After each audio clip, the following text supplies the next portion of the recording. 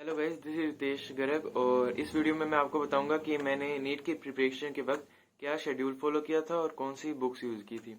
जो चैनल पे पहली बार आया है उनके लिए एक शॉर्ट इंट्रोडक्शन। मैंने नीट 2021 का एग्ज़ाम क्लियर किया है विद AIR 3980 और मैंने मेनली अपनी नीट की प्रिपरेशन यूट्यूब से ही की थी। जैसे कि मैंने अपनी पहली वीडियोज़ में भी बताया कि मैंने लास्ट के 6 मंथ्स में ही मेनली नीट की प्रिपरेशन की थी। तो मेरा तब शेड्यूल कुछ ऐसा था कि मैं 5:30 बजे उठता था। 5:30 से 6 मैं थोड़ा फ्रेशन अप हुआ, एक्सरसाइज की। फिर 6 से 7 में सुबह इनऑर्गेनिक केमिस्ट्री करता था। मैंने पूरे 6 मंथ्स के लिए मैंने सुबह 1 घंटा मैंने इनऑर्गेनिक केमिस्ट्री की है। फिर 7 से 8 मैंने ब्रेकफास्ट किया, नहाया। उसके बाद 8 से लेके 12 बजे तक मैं फिजिक्स करता था। अब 4 घंटे मैं लगातार फिजिक्स नहीं कर पाता था, कोई भी नहीं कर सकता। तो मैं जब भी एग्जॉस्टिव फील करता 5-10 मिनट का ऐसे ब्रेक ले लेता, 2 या 3 ब्रेक मैं ले ही लेता था बीच में। फिर 12 बजे से लेके 1 बजे तक मैं बायोलॉजी का कोई चैप्टर यूट्यूब पे देख लिया या फिर वैसे पढ़ लिया 12 से 1। फिर 1 से 2 बजे तक मैं रेस्ट करता और लंच वगैरह करता। फिर 2 o'clock से लेके 5 o'clock तक मैं केमिस्ट्री पढ़ता था। फिर 5 o'clock से 7 o'clock तक मैं फिर बायोलॉजी पढ़ता था। फिर 7 से 8 फिर रेस्ट और डिनर।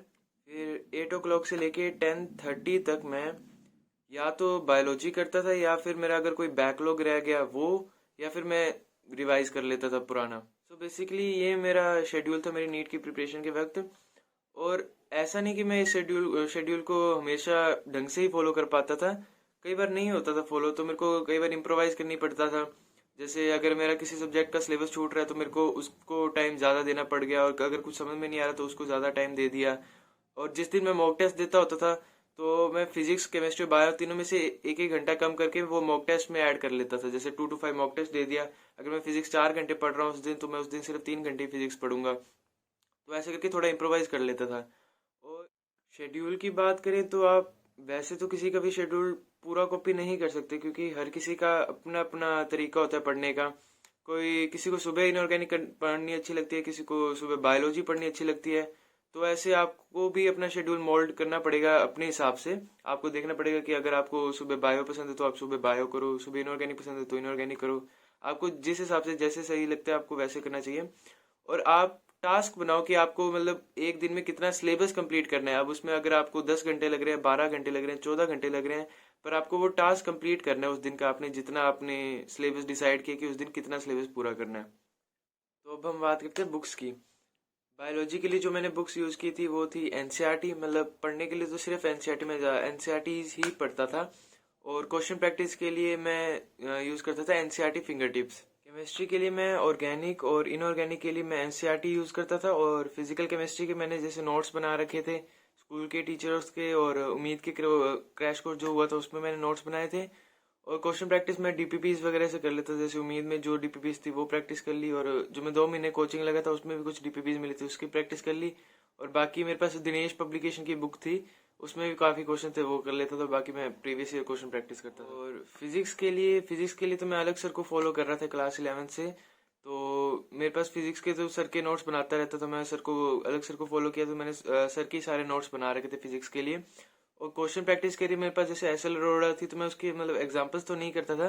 जैसे प्रीवियस ईयर क्वेश्चन थे उसमें नीट के, एम्स के, जेई के, बीएमएमसी, एआई ट्रिपल ई, ऐसे जो प्रीवियस ईयर क्वेश्चन थे मैं वो प्रैक्टिस कर लेता था। बाकी फिजिक्स वाला में जो मीड कोर्स था उसमें डीपीपीस थी वो कर लेता था।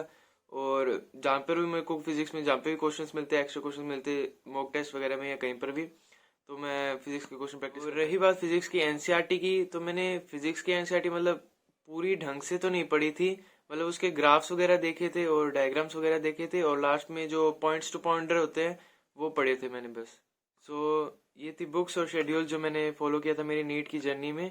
और जो एक मेजर फैक्टर जो मुझे लगा मैंने और मेरे जो बाकी दोस्तों में जो मैंने देखा, वो थी प्रैक्टिस। मतलब अब जितना ज़्यादा इसको प्रैक्टिस करोगे उतना ज़्यादा आपके क्लियर करने के चांसेस और ज़्यादा बढ़ेंगे। कॉन्सेप्ट क्लियरिटी तो होनी ही चाहिए, पर उसके बाद आपकी प्रैक्टिस बहुत ज़्यादा होनी चाहिए, क्योंकि कॉम्पिटिटिव एग्जाम में कम टाइम में आपको ज़्यादा क्वेश्चंस करने हैं। तो आपकी एक्यूरेसी अच्छी होनी चाहिए, आपके क्लिकिंग पावर बहुत ज़्यादा अच्छी होनी चाहिए। तो इसलिए प्रैक्टिस बहुत बहुत ज़्यादा ज़रूरी है। So that's it guys, I hope you like the video. नीचे जो सब्सक्राइब का बटन आ रहा है उसे रेड से ग्रे कर दीजिए। और अगर आपको कुछ भी पूछना तो आप मुझे इंस्टाग्राम पे डीएम कर सकते हैं, लिंक मैं डिस्क्रिप्शन में दे दूंगा। और आगे ही मैं ऐसे वीडियोस लाता रहूँगा, आप मेरी जर्नी से रिलेटेड, या फिर मेरे कॉलेज जो शुरू होंगे तो मैं कॉलेज के व्लॉग भी डाला करूँगा, तो प्लीज़ सब्सक्राइब कर दीजिए। Thank you so much.